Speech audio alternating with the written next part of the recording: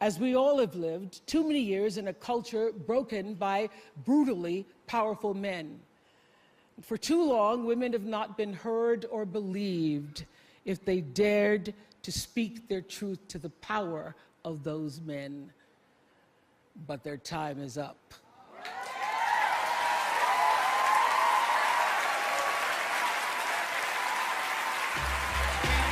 Their time is up.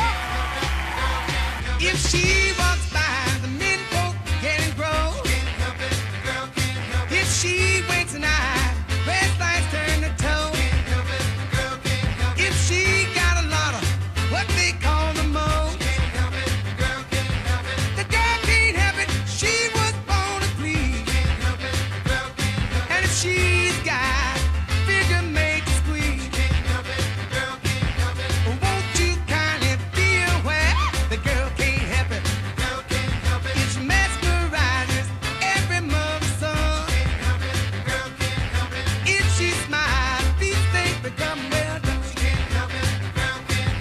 If she make grandpa feel like 21,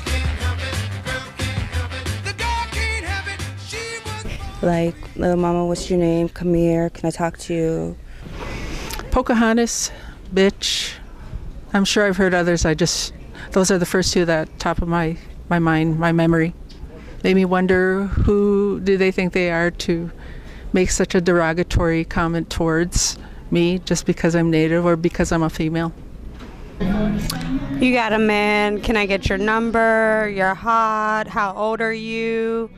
Things like that on the streets. How does that make you feel? Like meat, if that answers it. There's a lot of like, what's up, girl? Or like, hey, mommy, because I'm Latina. I like your ass, and I didn't respond, and he kept saying it like over and over, and I'm like, go away, you're old. Regardless of if he's old, just leave me alone. Well, like a lot of times people will like ask me my age, and especially when I was younger, I'd be like, I'm 15 or I'm 16, and they'd tell me that I was like lying. I've been called a bitch many times. When I ignore catcalls, someone purposefully accelerated and bumped into me with their car. I got asked where I live. Generic catcalls, whistles, people using the fact that I'm a contortionist to think that I'm gonna use my flexibility in a sexual way with them. Sometimes old men, often on buses. Someone complimented my inhaler, and then I said, thanks, I need it, and they said, that's cute, and winked at me. There's many more. It's hard to think of on the spot, though. What are some of the biggest impacts of sexual harassment on society and in the individual woman? Sexual harassment has a huge impact on our society and individual women. To be specific, I do think it has an impact on mental health. I know I've had my own mental health issues because of sexual harassment. I would say a lot of mental health. I would say that every woman I know has been sexually harassed, whether it's physical or verbal or both. Most of the common things that I see are anxiety, depression, and we learn that through trauma, especially repetitive trauma, then it can take a physical toll where it can manifest itself in high blood pressure. And I would say the biggest one would be anxiety, like fear of being alone at night, walking certain places. Would you say harassment in general is being properly dealt with? Would you say it's getting better or worse? I don't think it's properly dealt with, and unfortunately I think unless it goes to the media, it's usually swept under the rug. I mean, right now with the Me Too campaign, right, and people are being more empowered and coming out and speaking out about things, but I see it in the workplace, and nothing's being done about it. I don't know if I have a definitive answer, yes or no, but I think we can do a lot better job of dealing with public harassment. I think, and I mean harassment in all forms. When I'm talking about harassment, I think we still have huge issues within our law enforcement and that's both sexual and racial profiling harassment. If you need to point a finger at something, it is our system of patriarchy. And for anyone to feel that their space, their sacred, their body is being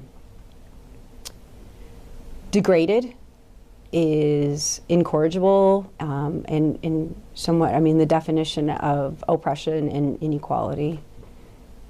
Looking at the media has a lot of negative and positives to it. I mean, you can see education that works well, but then you also have education that either denies or glorifies the assault. Women are expected, to the minute we leave the house, we are expected to be smiling and available for whatever men want to say to us. And don't get me wrong, hello is fine. Like, I'm from Grenada in the West Indies. If someone says hello and you don't say hello back, that is actually considered rude. But a lot of these men, they're not just saying hello, they say hello, and when you say hello back, what that means is that's an invitation to now holler at you. And I can see you shaking your head, but you are not an expert on this, my brother, because you are not a woman walking in the street.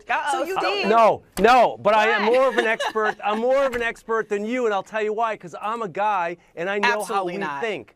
More than you guys will ever know. I can't get in a woman's head any more than just like thinking about it. But I'm a guy, and I know why these guys do this. The bottom line is this, ladies. What? You would not care if all these guys were hot. They would be bolstering your self-esteem, bolstering your ego. There is nothing more that a woman loves to hear than how pretty she is. My students are more enlightened than a lot of the adults I know. Do you have any personal experience dealing with this? I do. Unfortunately, I do. I think most women do. Would you like me to share the experience? So many different experiences. I would say the most extreme case was I was overseas in the Middle East. I was at a concert with my aunt and my best friend. As we were leaving, a guy grabbed my ass. And I was just terrified. I mean, it was crowded. Like, this is us leaving a concert. And I didn't speak up, and I didn't say anything. I was taken aback. So culturally, I'll go back into so religion versus culture. I was covering at the time. Culturally, we're brought up being told that if you cover, right, you cover because to be protected.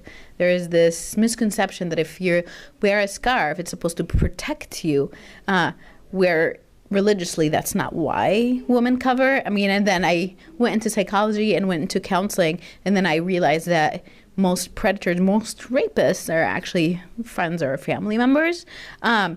So going back to that, it was before I knew more about my religion. It was before I knew about the statistics of rape and sexual harassment, and I was just like, why am I being harassed? Like, I'm not dressed a certain way. I wasn't drunk, and it was just everything that society puts on women. I wasn't running through my mind.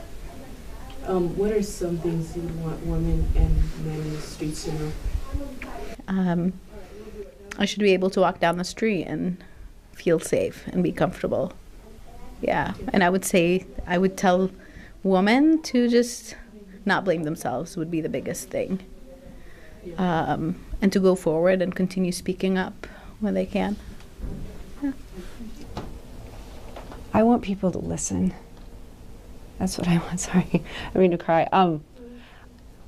What I want people to know about sexual harassment is that I want people to listen to women, to all people. But I think listening, and that's the key first part, right? And then valuing what they have to say.